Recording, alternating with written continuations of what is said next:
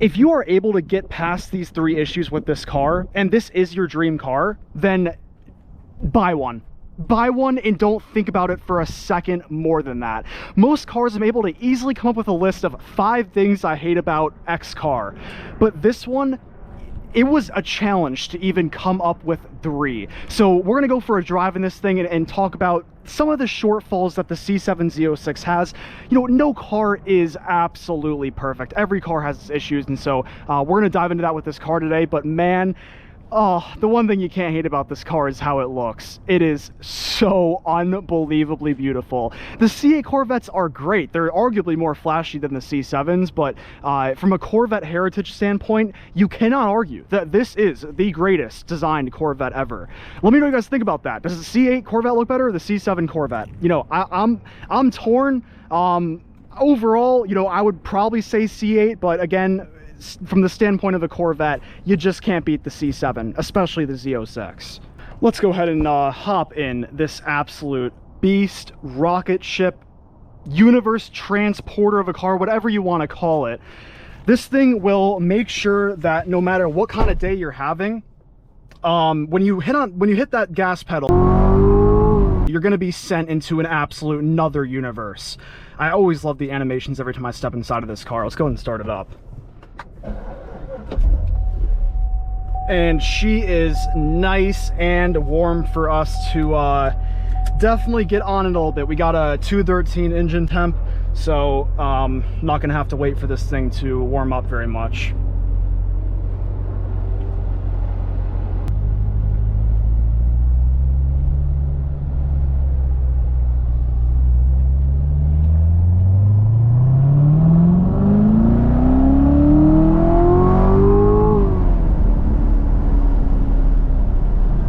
You guys, so let's start with the first, I would actually argue, pretty major concern with owning a C7 Z06, and this is definitely going to be the biggest problem with the car, or thing that I dislike about it, not to discount the other 2 things, but that's going to be this car's reliability. It's not treacherous, but there are some very known issues that even GM recognizes themselves, and lawsuits open against GM for some of the problems. I mean, these reliability issues are not something to discount whatsoever at all.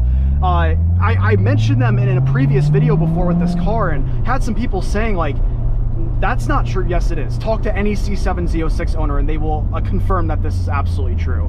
So problem number 1 is going to be the wheels cracking. And that is a very, very expensive fix that GM refuses to cover. So if that happens to you, that's on you, and you're pretty much forced to go ahead and get aftermarket wheels. Personally, the ones that you saw earlier on this car, those were about a $4,000 purchase. Not necessarily because the owner wanted that design, but because if you rebuy the same OEM wheels, you're going to run into the same issue. Now, the second big problem is only applicable if you're looking at one with a manual transmission. I've said it before, I'm going to say it again. If you're getting a C7 Z06 and you live anywhere near open roads, the manual transmission is a must. It brings you another level of experience when driving the C7 Z06. The automatic, yes, you know, it was just as much of a thrill in terms of slamming on that gas pedal, but this one, when you do reach that red line, you have to take your foot off the gas for a second. You got to shift gears yourself and then get back on that throttle. It makes the manual transmission pretty much a mandatory thing. But here's the problem. This one only has 21,000 miles on it, and it's already experiencing some issues with the clutch. There's a good amount of chattering whenever you're applying that throttle to, you know, make sure the RPM stay at the appropriate range and letting off that clutch. Long story short, your clutch on a manual C7 Z06 is going to go a little bit sooner than you thought. I did purchase, or sorry, not purchase, I did drive, I wish I purchased. I did drive a 2019 automatic C7 Z06 Oh, just in case that's a cop, I'm not gonna run that light. I did get to drive a 2019 manual C7 Z06, and that thing had over 60,000 miles on it and was still running strong. Feel free to watch the video on that. It's the yellow C7 Z06 I uploaded on this channel. So I mean, that is actual proof that these things can end up with a lot of miles on them, which is definitely a green flag. Just like even right there, weird, pretty strong vibrating sensation, and you really have to match the gas and the clutch almost perfectly, which is not really possible, in order to avoid that. And if you're doing it on an uphill, you're going to get a lot of that vibrating and chattering. So the clutch on this thing is not going to be as stable or sturdy or reliable as you'd like it to be. Other than that, you know, these things can run into some heating issues. You really have to push it hard in order to run into those issues. So if you're kind of driving like I am and doing the occasional acceleration here, then you're not gonna have to worry about that too much. And you know, other than that, not a whole lot of other reliability issues with this car. Those are just three like very common things that you're gonna or a few very common things that you're gonna run into. So just keep an eye out for that, but not, you know, the biggest deal. And after doing that acceleration, that actually leads me on to the second point. The second thing I hate about this car is it's too fast. Actually let that sink in for a second. I know that sounds weird as something that well, what is this guy doing, bro? Maybe that's the third thing I hate about this car. People try to like race and like run you over and stuff. What is going on? But if you're out on even roads like these, sort of like outside of the city, you know, low to medium traffic, good amount of straight open road, it really doesn't matter, because in first gear in the C7 Z06 you are able to hit 66 miles an hour. That's almost interstate level speeds in first gear. And so one singular pull in first gear on any road other than highway or interstate will probably get you arrested or a misdemeanor reckless driving charge. So it is very difficult to have this car in a position where you can really let it stretch its legs, and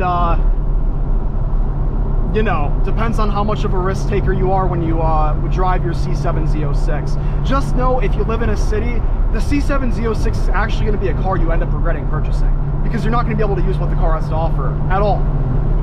And as weird as that sounds, again, I'm actually going to consider that a negative. Now, the Stingray is still a very fast car, but for open highway, yes, I would wish for a tad bit more. The Stingray would be phenomenal for city driving, but if there was something in between the Stingray and the C7 Z06, that would be a very happy medium, especially if you pair it with a manual transmission.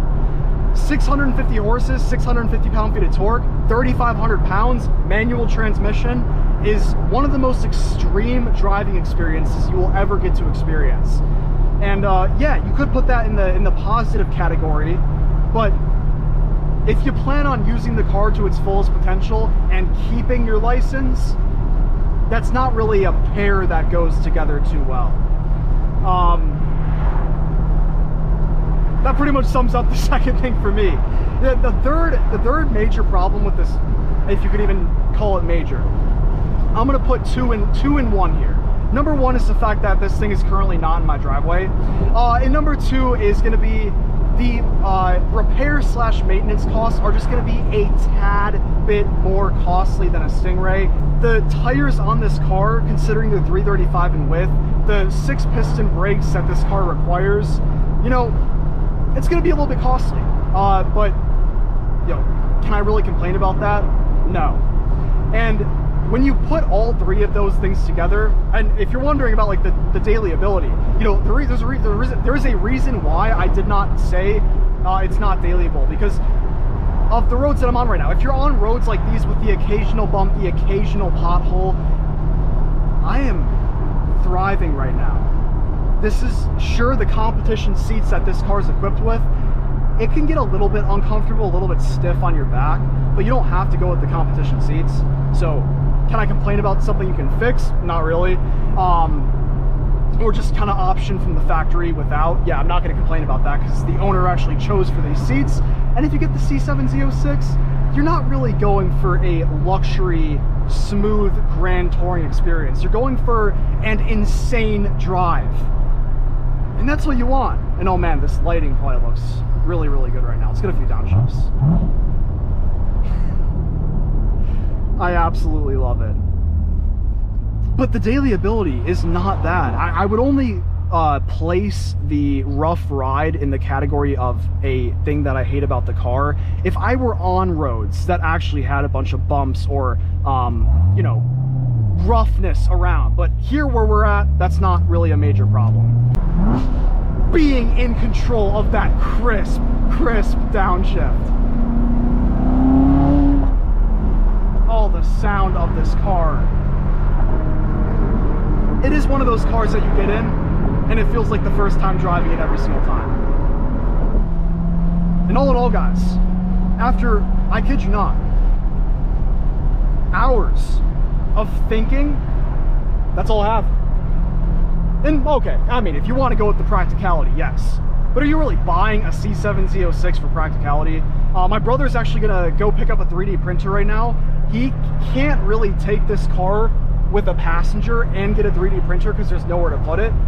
But sure, we can throw that into the category of things that are negative about owning the Z06. But that, you know, that's like buying, as I was saying, that's like buying a Miata and expecting it to be something that you can carry furniture around in. I mean, come on. You're not getting a Z06 for practicality. Everyone who's buying one should know that. And so I'll make it a complaint, but it's not a serious one because of what the car is made for. If you guys own this thing, let me know if there's any complaints that you have that I actually missed out on mentioning, because I'd love to hear your guys' perspective on owning this car, and if there's any serious complaints that you guys have, because from what I can tell, I mean, I covered everything I've seen on forums, and I've spent multiple hours with this car, both the manual and the automatic, and that's all the ammunition I got to hate on this car. I appreciate you guys for watching, and I will see you in the next one. Peace.